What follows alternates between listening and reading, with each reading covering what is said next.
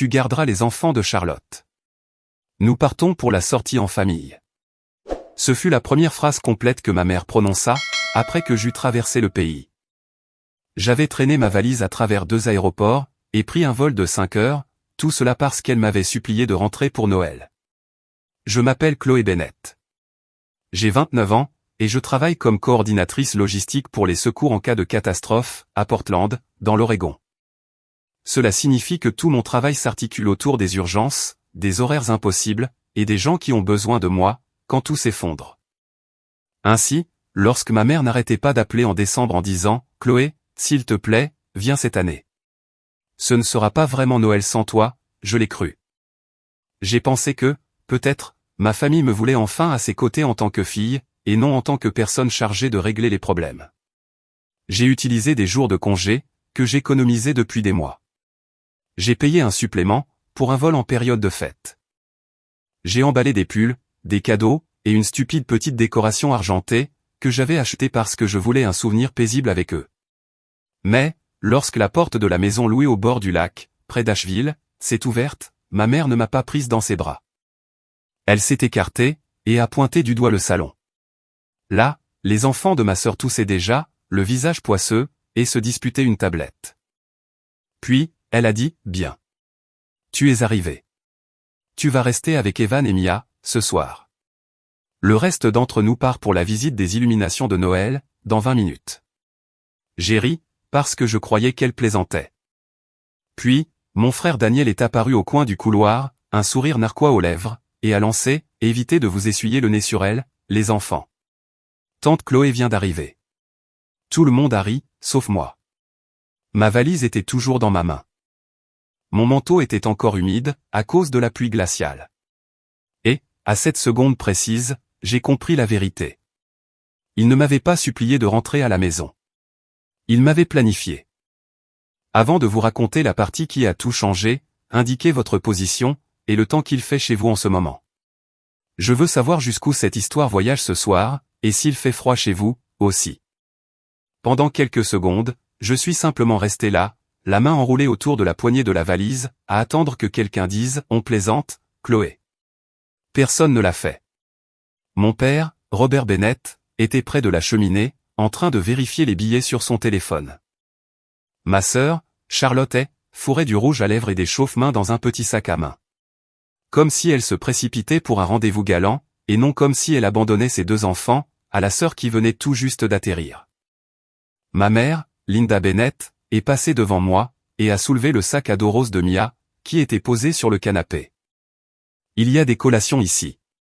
Mais ne lui donne pas celle au chocolat après 19 heures, sinon elle devient intenable. Evan a une toux, mais ce n'est probablement rien.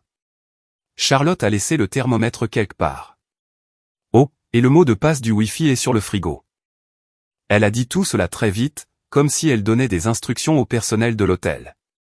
J'ai regardé Charlotte, et j'ai dit, tu étais au courant. Elle a fait un sourire trop éclatant. Nous avons pensé que ce serait plus simple. Tu es tellement doué avec eux. Et tu avais dit que tu voulais passer du temps en famille. Daniel a renâclé. C'est du temps en famille. Ce sont juste des personnes plus petites. Les enfants n'étaient pas le problème. Evan avait 6 ans, Mia en avait 4. Ils étaient innocents, dans une pièce remplie d'adultes, qui avaient élaboré un plan égoïste. Le problème, c'était qu'on ne m'avait rien demandé. On m'avait assigné une tâche. J'ai retiré mon manteau lentement. Et, pendant que je le faisais, je me suis souvenu d'autres Noëls, par flash rapide et désagréable. L'année où j'avais manqué la fête de mon propre bureau, parce que Charlotte avait besoin d'une petite faveur rapide, qui s'était transformée en une nuit entière de babysitting. L'année où Daniel avait oublié de venir chercher nos parents à l'aéroport, et où j'avais dû quitter un dîner client pour le faire. L'année où ma mère a raconté à la famille que j'adorais aider, avant même que je sois arrivé.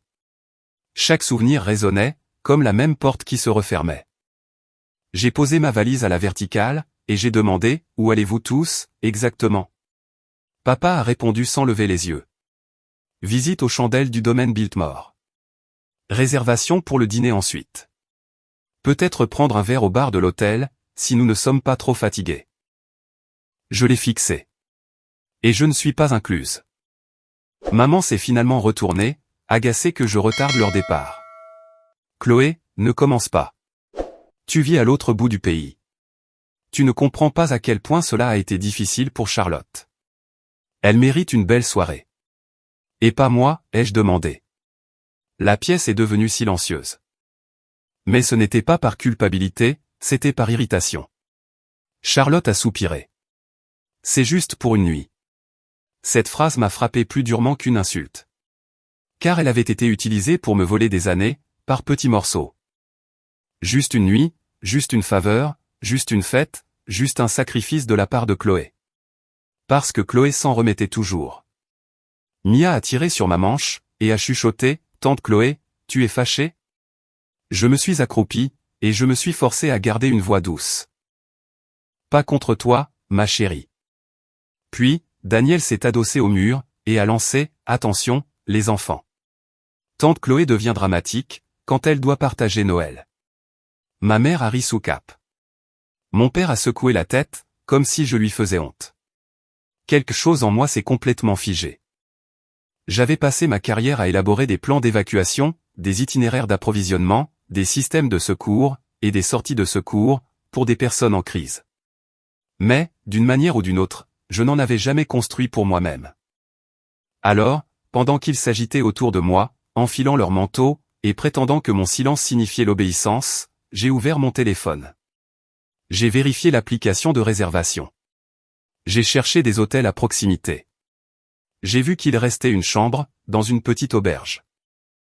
Je ne l'ai pas encore réservée.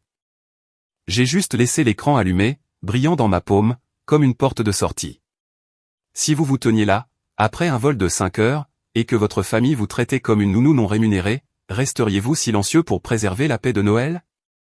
Ou ruineriez-vous enfin cette paix, qui était bâtie sur votre exploitation? Ils sont partis de toute façon. C'est la partie qui me choque encore, quand j'y repense.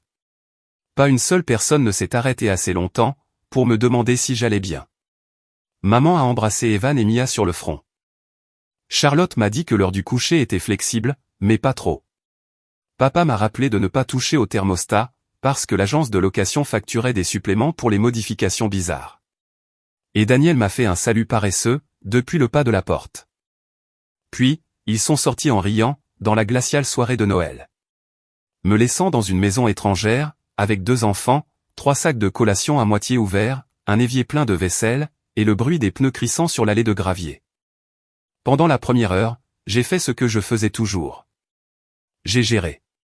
La toux d'Evan s'aggravait quand il courait trop, alors je lui ai préparé de l'eau chaude avec du miel. Mia pleurait parce que sa mère avait oublié son lapin en peluche dans la voiture, alors j'ai transformé une de mes écharpes douces en lapin de voyage, en nouant de petites oreilles dans le tissu. Il voulait des biscuits, mais il n'y avait pas d'œufs. Alors nous avons fait des toasts à la cannelle, et nous les avons appelés pain de bonhomme de neige. Je les ai gardés en sécurité. Je les ai divertis. J'ai empêché la maison de s'effondrer, car c'était ce que tout le monde attendait de moi. Mais chaque petite tâche aiguisait ma colère. Quand Evan a renversé un verre de jus, je l'ai essuyé. Je me suis souvenu que Daniel avait dit un jour que j'étais naturellement responsable, comme si la responsabilité était un défaut génétique. Quand Mia a éternué dans mon pull, et s'est excusée, je l'ai serré dans mes bras. Et je me suis rappelé la blague de mon frère, à la porte. Quand j'ai ouvert le frigo, et que j'ai vu une bouteille de champagne au frais, à côté de contenants de nourriture étiquetés pour les adultes, j'ai failli rire. Ils avaient planifié leur propre confort, jusque dans les moindres détails. Pour moi, ils avaient planifié du travail. Vers 20h30, Charlotte m'a envoyé un SMS, « Les enfants dorment. On risque de rentrer plus tard. » Maman a suivi avec, « Ne les laisse pas se réveiller. » Nous passons un moment tellement magique. Puis, Daniel a envoyé une photo de lui, tenant un verre sous des milliers de lumières de Noël, avec la légende « Babycité de l'année ». Merci, sœurette. J'ai fixé ce message pendant un long moment. Non pas parce qu'il blessait, mais parce qu'il clarifiait tout. J'ai pris des captures d'écran. Ensuite, j'ai photographié la note que Charlotte avait laissée, sur le comptoir, les couches de Mia sont dans la salle de bain du bas. Le sirop pour la toux d'Evan est dans mon sac bleu. Ne les laisse pas devant des écrans, après 21h. Ce n'était pas une demande. C'était une preuve. À 21h, les enfants étaient endormis sur le canapé, sous une couverture à carreaux. Tous deux respiraient doucement. Mia serrait encore mon écharpe lapin. Je me suis assise en face d'eux, et j'ai réservé la chambre à l'auberge. Ensuite, j'ai appelé la réception, et j'ai demandé s'ils avaient une chambre calme, loin de la route. La femme a dit oui. Je l'ai remercié, et j'ai passé un autre appel. Cette fois, j'ai appelé le service de babysitting, figurant dans le classeur de bienvenue de la maison de location. J'ai expliqué calmement que 2 enfants avaient besoin de surveillance, jusqu'au retour de leurs parents. Le tarif d'urgence pour les fêtes était exorbitant. J'ai donné le numéro de Charlotte comme contact parental. J'ai utilisé ma carte uniquement comme garantie temporaire. Car, contrairement à ma famille, je n'allais pas laisser des enfants en danger, juste pour faire passer un message. Mais, je n'allais pas non plus rester la dindon de la farce. Lorsque la babysitter est arrivée 40 minutes plus tard, je lui ai montré où se trouvait chaque chose. Je l'ai présenté doucement aux enfants endormis, au cas où ils se réveilleraient.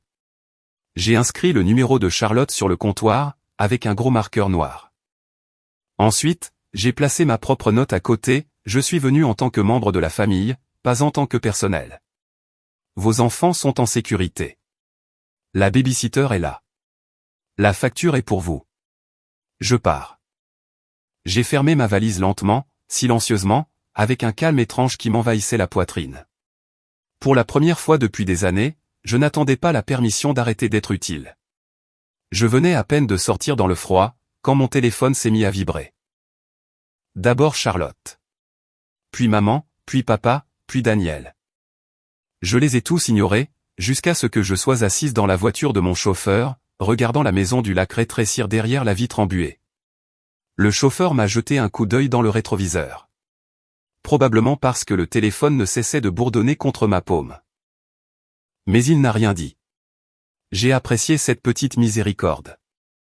Finalement, j'ai répondu à Charlotte, sur haut-parleur. Elle n'a pas dit bonjour. Elle a hurlé, « Où es-tu » J'ai regardé la route sombre, et j'ai dit, « En route pour un hôtel. » « Tu as abandonné mes enfants » ? « Non, ai-je répondu. J'ai engagé une babysitter agréée, via le service répertorié dans le classeur de location. Elle est dans la maison. Les enfants dorment. Ils sont en sécurité. La voix de Charlotte s'est brisée sous l'effet de la panique. Mais pas le genre de panique, qui vient de la peur pour ses enfants. Le genre qui vient de la perte de contrôle. Sais-tu combien coûtent les tarifs de vacances ? Oui, ai-je dit. Tu es la bienvenue pour rentrer à la maison, et prendre la relève. Maman a arraché le téléphone. Chloé Bennett, c'est cruel. Nous t'avons supplié de venir, parce que nous avions besoin de la famille. J'ai failli sourire à ça. Non, maman. Vous m'avez supplié de venir, parce que vous aviez besoin de quelqu'un de service. La voix de papa s'est fait entendre ensuite. Tendue et furieuse. Fais demi-tour, tout de suite. Ce vieil ordre fonctionnait sur moi, autrefois. Il avait l'habitude de me plier en deux. Mais cette nuit-là, il s'est heurté à la vitre, entre celle que j'avais été, et celle que je devenais. Non. Un seul mot. Net. Définitif. Il y a eu un silence. Puis, Daniel a lâché un aboiement de rire en arrière-plan. Waouh, elle a vraiment pété un câble. J'ai dit, Daniel, j'ai ton texto me qualifiant de babysitter de l'année. J'ai aussi le message de maman disant, ce Noël ne serait pas complet sans moi. Intéressante combinaison, n'est-ce pas? Le rire s'est éteint. Je pouvais presque imaginer son visage changer. Son sourire narquois disparaître, parce qu'il ne s'attendait pas à ce que je garde des preuves. Dans notre famille, j'étais censé encaisser, pas enregistrer. Maman a sifflé, tu nous menaces. Non, je documente un schéma répétitif. Charlotte a commencé à pleurer. Nous ne pouvons pas partir maintenant. Le dîner était payé d'avance. La visite était payée d'avance. Les enfants vont paniquer s'ils se réveillent, et que tu n'es pas là. Alors leur mère devrait rentrer chez elle, ai-je dit. C'est généralement comme ça que la parentalité fonctionne. Papa a explosé. Tu ne parles pas à ta sœur sur ce ton. Et tu n'invites pas ta fille à traverser le pays sous de faux prétextes, pour lui confier une garde d'enfant sur le pas de la porte. Ma voix n'a pas tremblé, et cela a semblé les effrayer davantage, que si j'avais crié. Maman a baissé la voix, adoptant ce ton doux qu'elle utilisait, lorsqu'elle voulait me faire culpabiliser. Ma chérie, nous pensions que tu voudrais aider. Tu n'as pas d'enfant. Tu ne comprends pas à quel point c'est épuisant. C'était là. La ligne de fond sous chaque faveur. Parce que je n'avais pas d'enfant, mon temps était en supplément. Parce que j'étais célibataire, mes vacances étaient flexibles. Parce que j'étais fiable, mon épuisement était invisible. Je me suis souvenu de chaque fois où cette phrase avait été déguisée en compliment. Chloé est si indépendante. Chloé ne s'en formalise pas, Chloé peut gérer. Ce qu'il voulait vraiment dire, c'était « Chloé ne nous mettra pas mal à l'aise en disant non ». Je comprends l'épuisement mieux que vous ne le pensez, ai-je dit. Je coordonne les chaînes d'approvisionnement en cas de catastrophe pour les communautés, après des inondations, des incendies, et des pénuries médicales. Je passe ma vie à m'assurer que les gens ont ce dont ils ont besoin. Mais, j'en ai fini d'être traité comme une ressource d'urgence. Au sein de ma propre famille. Daniel a marmonné, voilà le discours. Alors, je lui en ai fait un. Non, voici la déclaration dont tu riais tout à l'heure. Je ne fais pas de babysitting ce soir. Je ne paie pas la babysitter, au-delà de la première heure. Je ne retourne pas dans cette maison, pour nettoyer, cuisiner, réconforter. Ou faire semblant que c'était acceptable. Je vais passer le réveillon de Noël, dans une chambre d'hôtel que j'ai choisie. À manger un dîner, que j'ai choisi. Et demain matin, je prends l'avion pour rentrer chez moi. À moins que je n'en décide autrement. Vous vouliez un voyage de famille sans moi. Félicitations, vous l'avez. Mon frère a commencé à hurler. Mon père a crié plus fort que lui. Ma mère m'a supplié de ne pas détruire Noël. Et Charlotte a sangloté, en disant que je l'humiliais. Puis, maman a dit la chose, qui a fait s'envoler la dernière once de culpabilité de mon corps. Que allons-nous dire aux gens, quand ils demanderont où tu es? J'ai baissé les yeux vers ma valise, entre mes genoux, et je me suis senti étrangement en paix. Dis-leur que j'étais fatigué d'être invité comme une convive, et traité comme du personnel.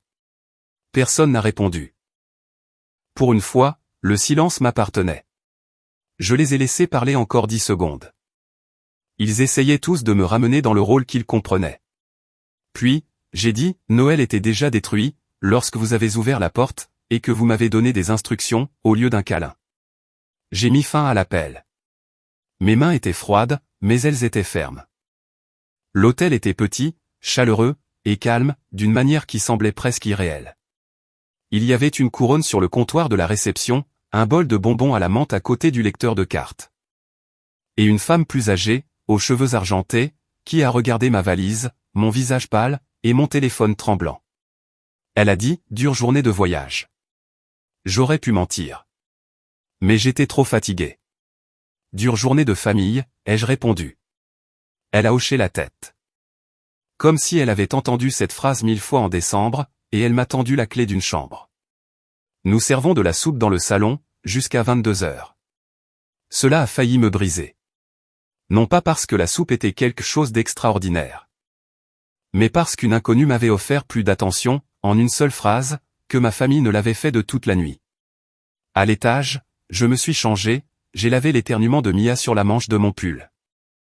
Et je me suis assise sur le lit, tandis que mon téléphone s'illuminait encore et encore.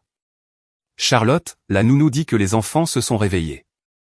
Maman, s'il te plaît, reviens. Ton père est furieux. Papa, c'est immature. Daniel, tu as prouvé que tu te fiches de la famille. Puis, à 22h18, un message est arrivé d'un numéro inconnu. C'était la babysitter. Bonjour, Chloé. C'est Nora. Les enfants vont bien. Leur mère est en route. Mia a demandé pourquoi tante Chloé est partie. Je lui ai dit que tu avais un rendez-vous important. J'espère que ça te va. J'ai fixé ce message, jusqu'à ce que mes yeux se brouillent. Puis, un autre est arrivé. Cette fois, de Charlotte. Mia pleure parce qu'elle pense que tout le monde te déteste. Merci pour ça. Mon estomac s'est tordu. Mais pas de regret. De reconnaissance. Même maintenant, Charlotte utilisait la tristesse de son enfant, comme une corde pour me ramener. J'ai tapé soigneusement, dit à Mia que je l'aime, et que les adultes sont responsables de leurs propres choix. Ne fais pas peser cela sur elle. Une minute plus tard, Charlotte a répondu, tu parles comme une psy. J'ai répondu, non, je parle comme quelqu'un, qui a enfin appris à poser des limites.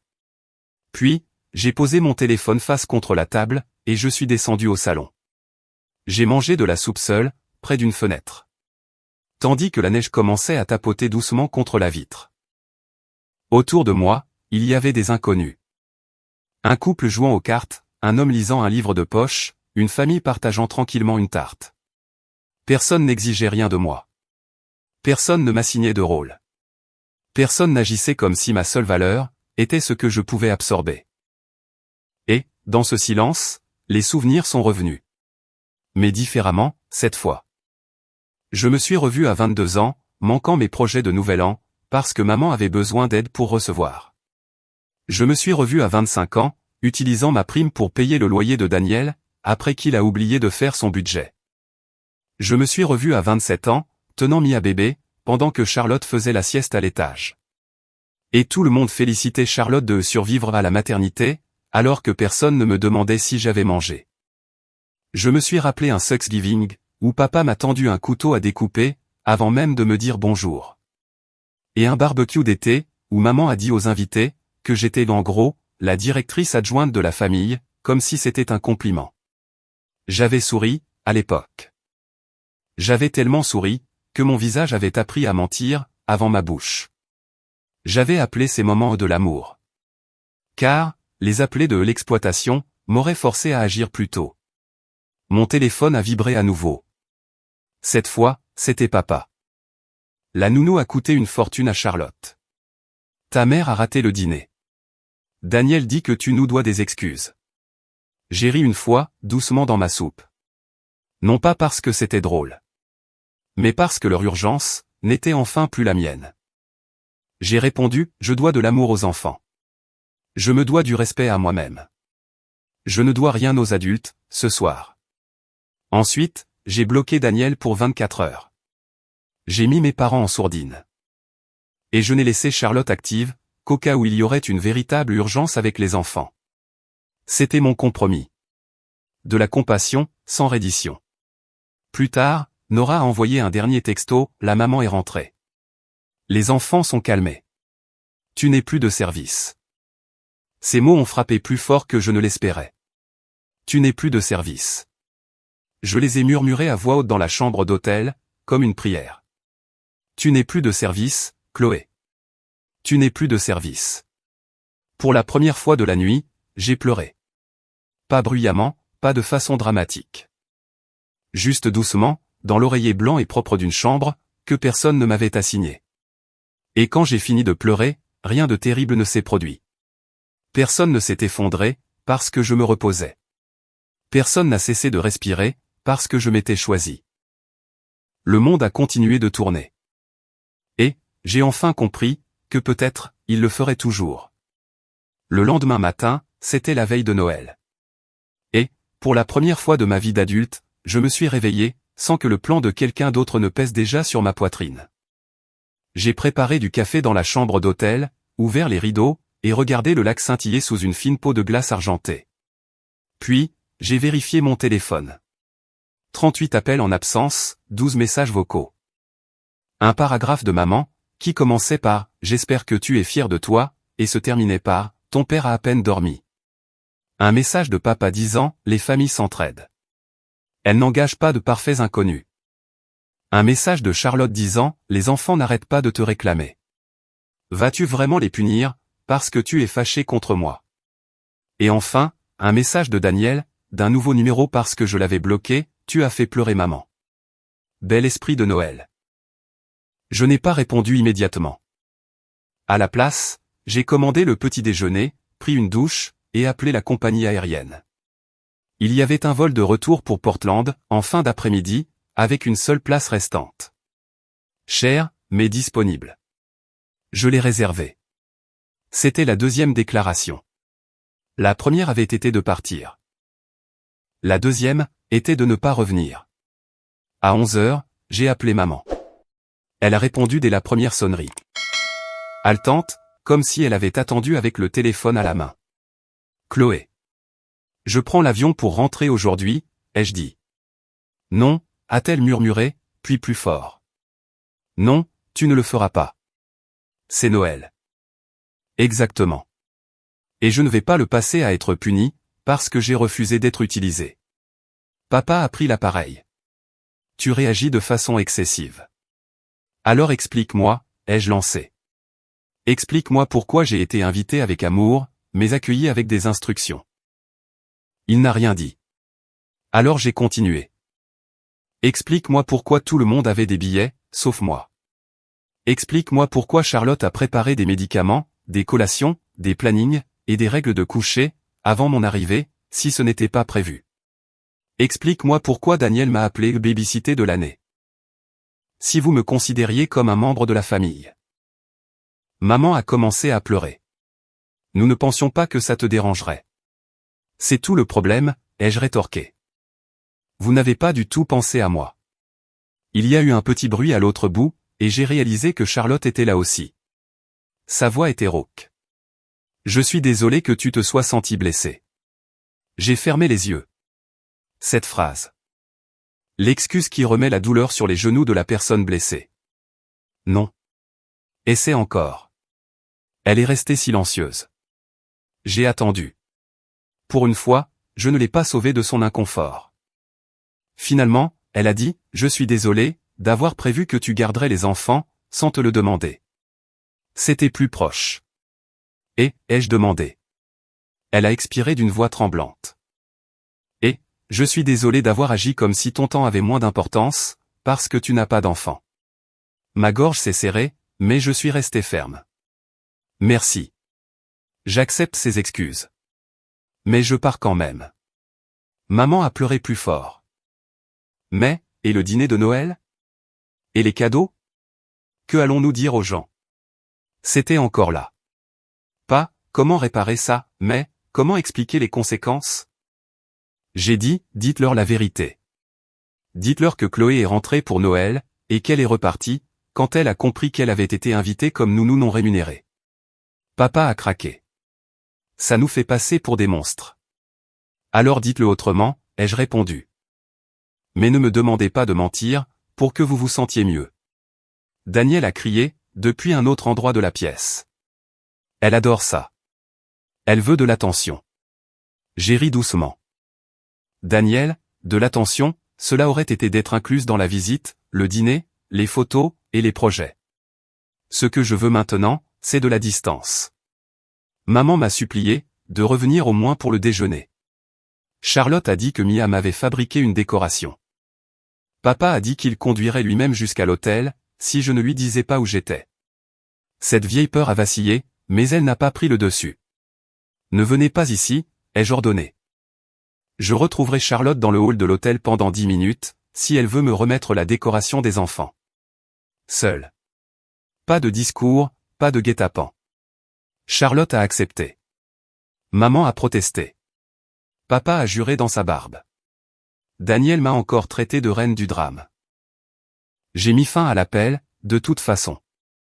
1 heure plus tard, Charlotte est entrée dans le hall. Elle tenait un sac en papier, et avait l'air plus petite que je ne l'avais jamais vue. Elle me l'a tendu. À l'intérieur, se trouvait une décoration tordue, couverte de paillettes, avec « Tante Chloé » écrit au marqueur violet. Mes yeux ont brûlé. Charlotte a chuchoté, Mia a pleuré quand elle l'a fait. J'ai hoché la tête. Je l'aime. J'aime Evan, aussi. Ça n'a jamais été le problème.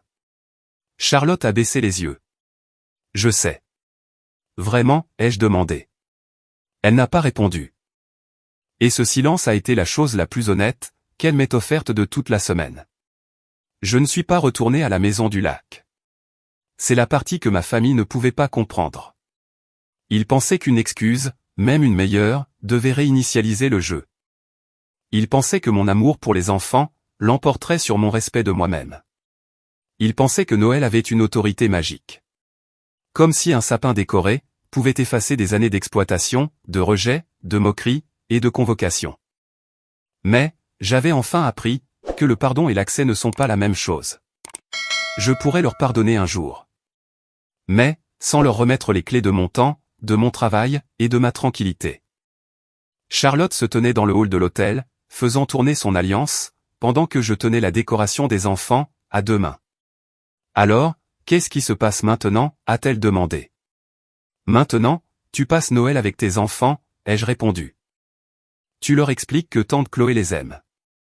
Mais que les adultes doivent demander la permission, avant de faire des plans pour d'autres personnes. Tu ne les blâmes pas. Tu ne me blâmes pas. Tu leur enseignes mieux, que ce qu'on nous a enseigné. Son visage s'est froissé. Maman va rendre ça impossible. Maman me rend les choses impossibles depuis des années, ai-je dit doucement. Maintenant, c'est à ton tour de décider si tu veux répéter ce schéma. Elle a hoché la tête. Et pendant une seconde, j'ai vu ma sœur. Non pas comme une ennemie. Mais, comme une autre personne, qui avait appris à survivre dans notre famille, en répercutant la pression vers le bas. La différence, c'était que j'avais fini d'être l'endroit où la pression atterrissait. À l'aéroport cet après-midi-là, maman a envoyé un dernier message vocal. Je l'ai écouté avant d'embarquer. Elle pleurait, mais plus doucement maintenant. Je ne sais pas quand nous avons commencé à supposer que tu te chargerais toujours de tout gérer. Peut-être parce que c'est ce que tu as toujours fait. Ça ne rend pas ça juste. Je suis désolé, Chloé. Je ne sais pas comment réparer ce Noël. J'ai regardé la file d'embarquement. Les voyageurs fatigués, tenant des sacs cadeaux et des tasses de café. Des inconnus allant quelque part, où ils espéraient se sentir chez eux. Puis, j'ai répondu par écrit, vous ne réparez pas Noël, en me forçant à reprendre le même rôle. Vous le réparez, en changeant ce qui se passe après Noël. Commencez par là. J'ai éteint mon téléphone, avant qu'elle ne réponde. Dans l'avion du retour, je tenais la décoration à paillettes de Mia, sur mes genoux. Quelques paillettes se sont collées à mon manteau, à mes mains, et même à la poignée de ma valise. Elles allaient probablement me suivre, pendant des semaines. Pour une fois, ça ne m'a pas dérangé. Cela me rappelait que l'amour peut être désordonné, sans être un piège. Cela me rappelait que je pouvais aimer profondément, et quand même partir. Quand j'ai atterri à Portland, la neige tombait en fine ligne douce, à l'extérieur des fenêtres de l'aéroport. J'ai pris un taxi pour rentrer à mon appartement. J'ai déposé ma valise près de la porte, préparé du thé. Et j'ai accroché la décoration à la petite plante, près de la fenêtre de ma cuisine, car je n'avais pas acheté de sapin. Ensuite, je me suis assise dans le calme, et j'ai attendu que le regret m'engloutisse. Ça n'est pas arrivé. Ce qui est venu à la place, c'était de la tristesse. Oui, mais aussi de l'espace. Un espace magnifique et douloureux. Le genre d'espace où une nouvelle vie pouvait respirer. Au cours des semaines suivantes, les choses ne se sont pas miraculeusement guéries. Daniel est resté bloqué plus de 24 heures, car il a envoyé un message par l'intermédiaire de papa, me traitant d'égoïste. Papa a essayé de faire comme si de rien n'était. Alors, je lui ai dit que je ne parlerais que lorsqu'il serait prêt à en discuter honnêtement. Maman a envoyé des photos du dîner de Noël, avec une chaise vide visible. Espérant probablement que je me sente coupable. Je me suis senti triste, mais je ne me suis pas excusé d'être parti. Charlotte m'a surprise en janvier, en m'appelant et en demandant vraiment, si les enfants pourraient faire un appel vidéo avec moi de temps en temps. Elle a précisé, seulement si tu en as envie, pas parce que nous avons besoin de quoi que ce soit. Cette phrase était petite, maladroite, et tardive. Mais c'était nouveau. Alors, j'ai dit oui. Non pas parce que tout allait bien. Mais parce que les limites ne sont pas des murs, construits avec de la haine. Ce sont des portes munies de serrures. Et c'est à vous de décider, qui mérite d'en avoir la clé. La leçon que j'ai tirée de ce Noël, était simple. La famille ne devrait pas être un endroit, où votre épuisement est invisible, sous prétexte que votre utilité est pratique. L'amour ne se mesure pas, à la quantité de sacrifices que vous pouvez faire, avant de vous briser. Le véritable amour demande, écoute, respecte, échange. Parfois, la chose la plus forte que vous puissiez dire, n'est pas un grand discours. C'est simplement, non. Parfois, la chose la plus aimante que vous puissiez faire, est de partir. Avant que le ressentiment ne vous transforme en quelqu'un que vous ne reconnaissez plus. Et parfois, les gens qui disent que vous avez ruiné Noël, sont en réalité en colère. Car vous avez cessé de les laisser vous ruiner, vous. Alors, dites-moi honnêtement. Avez-vous déjà dû dire non à la famille, pour protéger votre propre paix?